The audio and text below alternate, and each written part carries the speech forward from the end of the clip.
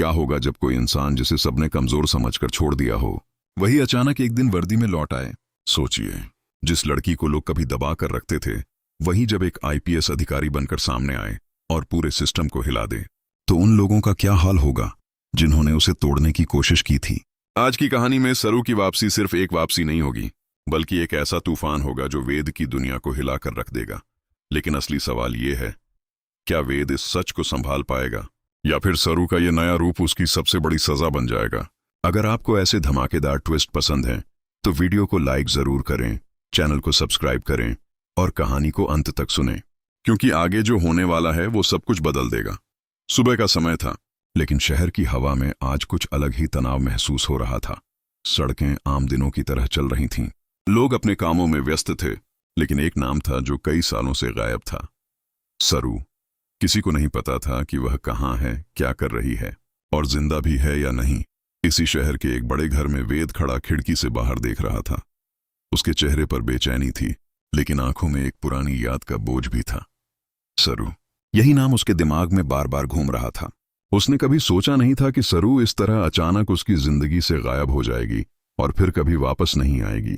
घर के अंदर माहौल सामान्य दिख रहा था, लेकिन हर कोने में एक अनकहा डर था। वेद की मां ने उसे आवाज दी, लेकिन वह किसी गहरी सोच में डूबा हुआ था।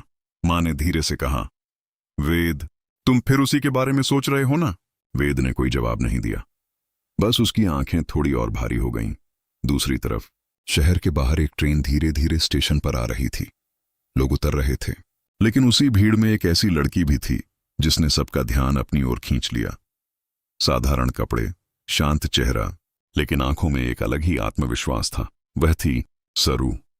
लेकिन अब वह वही पुरानी सरू नहीं थी जिसे लोग कमजोर समझते थे। अब उसके कदमों में आत्मविश्वास था और चेहरे पर एक ऐसा सख्तपन जो किसी भी झूठ को पकड़ सकता था। स्टेशन से बाहर निकलते ही उसने गहरी सांस ली। सामने शहर था, वही शहर जिसने उसे तोड़ा था, और शायद अब वही शहर उसका इम्तिहान लेने वाला था। कुछ दूरी पर एक सरकारी गाड़ी खड़ी थी। जैसे ही सरू उसके पास पहुंची, ड्राइवर ने सलाम किया और दरवाजा खोला। सरू बिना कुछ बोले अंदर बैठ गई। गाड़ी चल पड़ी, लेकिन उसके साथ ही एक नई कहानी की शुरुआत हो चुकी थी। उसी समय वेद के घर में एक नौकर घबराते हुए अंदर आया। उसके हाथ में एक न्यूज़पेपर था। वह हांफते हुए बोला, साहब, शहर में बड़ी खबर आई है। वेद ने धीरे से पेपर उठाया, लेकिन अगले ही पल जो उसने देखा, उसके हाथ से पेपर गिर गया। पहले पेज पर एक फोटो थी और नीचे लिखा था, नई आईपीएस अधिकारी सरू की शहर में तैनाती। वेद की आंखें फैल गईं। उसका दिल तेजी से धड़कने लगा। उसे समझ नहीं आया कि यह सच है या कोई सपना, और धीरे धीरे पीछे हट गया। उसके दिमाग में सिर्फ एक ही सवाल था, सरू वापस आ गई? लेकिन इस बार वह पहले जैसी नहीं थी। अब वह कानून का चेहरा बनकर लौटी थी, और यहीं से वेद की जिंदगी में एक ऐसा मोड़ आने वाला था जिसकी उसने कभी कल्पना भी नहीं की थी।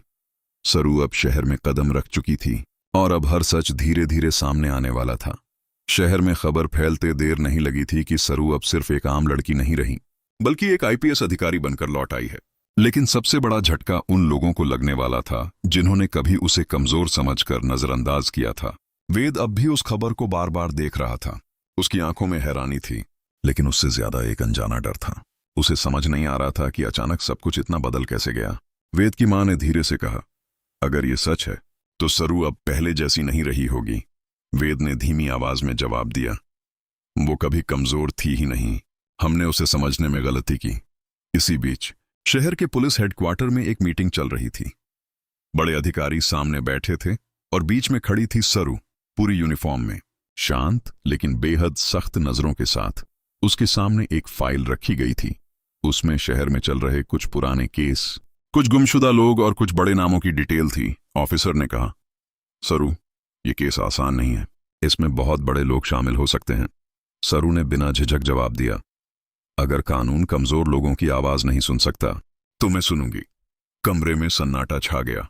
ये वही सरू थी जिसे कभी लोग दबा देते थे, लेकिन अब उसकी आवाज पूरे सिस्टम को हिला सकती थी। उधर वेद बेचैन हो चुका था। उसने फैसला किया कि वह सरू से मिलकर सच जानना चाहता है।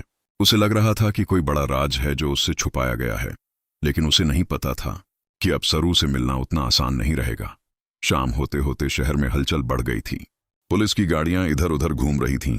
किसी बड़े ऑपरेशन की तैयारी चल रही थी और उसी ऑपरेशन की कमान थी सरू के हाथ में। वह अपनी टीम के साथ एक लोकेशन पर पहुंची। वहां कुछ संदिग्ध गतिविधियों की सूचना थी। जैसे ही टीम अंदर गई, माहौल तनावपूर्ण हो गया। अचानक एक आवाज आई और देखते ही देखते स्थिति बदल गई। सरू ने तुरंत आदेश दिया, सबको बाहर निकालो, किसी को भी भागने मत देना। उसकी आवाज में डर नहीं था, सिर्फ नियंत्रण था। कुछ ही मिनटों में ऑपरेशन सफल हो गया। टीम ने उसकी तारीफ की, लेकिन सरू का चेहरा शांत था। उसके अंदर कुछ और चल रहा था। एक पुराना अधूरा हिसाब। रात देर तक वेद के फोन पर एक मैसेज आया, अगर सच जानना है तो कल हेडक्वार्टर आना। वेद का दिल तेज धड़कने लगा।